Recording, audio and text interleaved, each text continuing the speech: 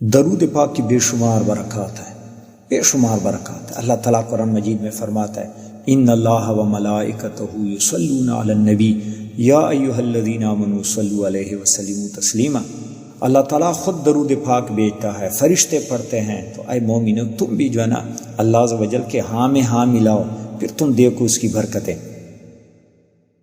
مولانا رومی نے ایک زبردست ایک واقعہ لکھا ہے مثنوی شریف میں۔ فرماتے ہیں کہ ایک بار آقائے دو جہاں صلی اللہ تعالیٰ علیہ وآلہ وسلم سفر پہ تھے، صحابہ کرام بھی آپ کے ساتھ تھے۔ تو راشن ختم ہو گیا، ایک جگہ تشریف فرما ہو گئے۔ صحابہ کرام نے عرض کیا یا رسول اللہ صلی اللہ علیہ وآلہ وسلم، کوئی جو ہے نا کھانے کا بندوبست ہو، پریشانی لاحق تھی۔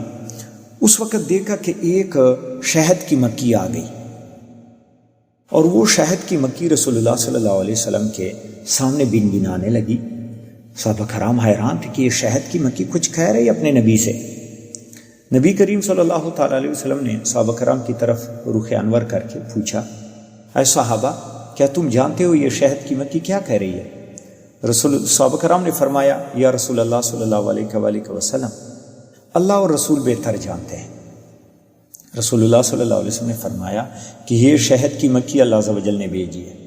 یہ شہد کی مکھی کہتی ہے کہ قریب ہی درختوں میں ہمارے چھتے لگے ہوئے ہیں، تو ہمیں پتہ چلا کہ صحابہ کرام جو ہے نا بھوک سے نڈال ہیں، اور ہمارے آقا صلی اللہ علیہ وسلم کا یہاں سے گزر ہو رہا ہے، تو میں مکھیوں کا جو ہے نا سردار ہوں، تو میں اس لیے آیا ہوں کہ اگر آپ ہمارا شہد کا نذرانہ قبول فرمائیں تو ہمارے لیے یہ باعث برکت ہوگی اور ہمارے لیے باعث افتخار۔ تو رسول اللہ صلی اللہ علیہ وسلم نے فرمایا اے علی، آپ اٹھیں، ایک اور صحابی کو بھی اپنے ساتھ لے لیں۔ تو یہ شہد کی مکھی کے پیچھے آپ جائیں اور وہاں سے شہد اتار کے لے آئیں۔ حضرت علی شیر خدا رضی اللہ تعالی عنہ ایک اور صحابی تھے، اٹھے اور شہد کی مکھی کے پیچھے جو ہے نا وہ چل پڑے۔ وہ آہستہ آہستہ آگے جا رہی تھی، حضرت علی شیر خدا رضی اللہ تعالیٰ عنہ اس کے پیچھے جا رہے تھے۔ تو ان درختوں میں پہنچے جہاں وہ چھتے لگے ہوئے تھے۔ وہ شہد کی مکھی نے پہلے اطلاع دے دی، ساری مکھیاں اڑ گئی۔ حضرت علی شیر خدا نے جو ہے نا وہ شہد جو ہے نا وہ توڑ دیا، سارا شہد لے آیا۔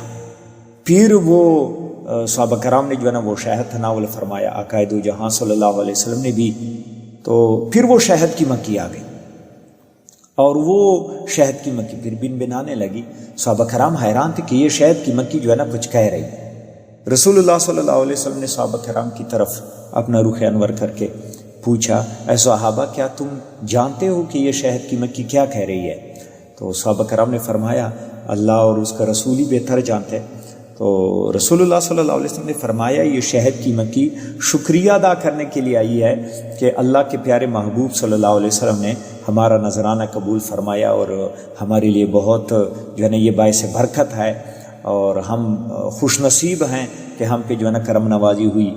تو رسول اللہ صلی اللہ علیہ وسلم نے اس شہد کی مکھی سے پوچھا، اے شہد کی مکھی، یہ بتا دیں کہ تم مختلف باغوں میں جاتے ہو اور وہاں مختلف قسم کے جو ہے نا وہ پھول ہوتے ہیں، اور کوئی پھول پھیکا ہوتا ہے، کوئی کڑوا ہوتا ہے، کوئی میٹھا ہوتا ہے، مختلف قسم کے جو ہے نا پھول ہوتے ہیں، تو ان سے تم رس اکٹھا کر کے اس سے شہد بناتے ہو، لیکن سارا شہد میٹھا ہوتا ہے، مزیدار ہوتا ہے، وجہ کیا ہے؟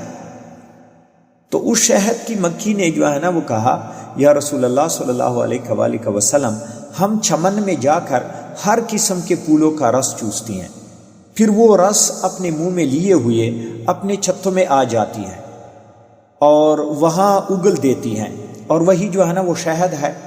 تو ہمیں ہمارا سردار جو ہے نا وہ ہمیں یہ ہدایات دیتا ہے، اور اللہ عز و جل کی طرف سے یہ جو ہے نا سارا کچھ ہے کہ ہم چمن سے چھتے تک راستے بھر میں آپ پر درود پاک کا نذرانہ پیش کرتے ہیں۔ یعنی جب ہم رس جو ہے نا پھول سے اکٹھے کر کے نا وہاں سے اڑ کے جب چھتے تک آتے ہیں، تو راستے میں جتنا ہمارا سفر ہوتا ہے ہم آپ پر درود پاک پڑھتے رہتے ہیں، اور اس درود پاک کی برکت سے یہ سارا پھیکا کڑوا جو بھی جو ہے نا رس ہے وہ میٹھا بن جاتا ہے۔ تو رسول اللہ صلی اللہ علیہ وسلم بہت خوش ہوئے، صحابہ کرام بھی خوش ہوئے۔ تو دیکھیں درود پاک کی برکت سے پھولوں کے پیکے اور تلخ رس مل کر ایک ہو جاتا ہے اور سب کا نام شہد بن جاتا ہے اور شہد میٹھا ہوتا ہے۔ ایسے ہی نبی کریم صلی اللہ علیہ وسلم کی غلامی کی برکت سے سارے عربی اجمی کالے گورے سارے انسان ایک ہو گئے اور ان کا نام مسلمان ہو گیا۔ اور جس طرح درود پاک کی برکت سے پھیکا رس میٹھا ہو گیا، اس طرح درود پاک کی برکت سے ہماری پھیکی عبادتیں بھی قبولیت کی مٹھاس اس میں پیدا ہو جاتی ہے۔ اور جس طرح درود پاک کی برکت سے شہد شفا والا جو ہے نا وہ بن جاتا ہے کہ شہد میں شفا ہے، فیہ شفاء للناس، قرآن مجید کی آیت ہے سورہ نحل میں۔ اور اس طرح درود پاک کی برکت سے بندے کی جو ہے نا وہ جو لعاب ہے وہ بھی اگر کسی مریض پہ پڑ جاتا ہے تو وہ بھی مطلب یہ کہ اس میں شفا ہو جاتی ہے اور اس سے گناہوں کے مرض کے لیے بھی جو ہے نا دوا بن جاتی ہے۔ تو درود پاک کی بڑی برکتیں ہیں، بے شمار برکتیں ہیں۔ دیکھیں قرآن مجید میں شہد کی مکھی کا نام بھی آیا ہے سورہ نحل، یہ نحل شہد کی مکھی کو کہتے ہیں۔ تو دیکھیں درود پاک کی برکت سے پوری جو ہے نا ایک صورت ہے شہد کی مکھی کا۔ تو اسی طرح اگر بندہ درود پاک پڑھتا ہے تو وہ بھی ولی اللہ بن جاتا ہے اور اللہ تعالیٰ کی بارگاہ میں اس کا بھی ایک مقام بن جاتا ہے۔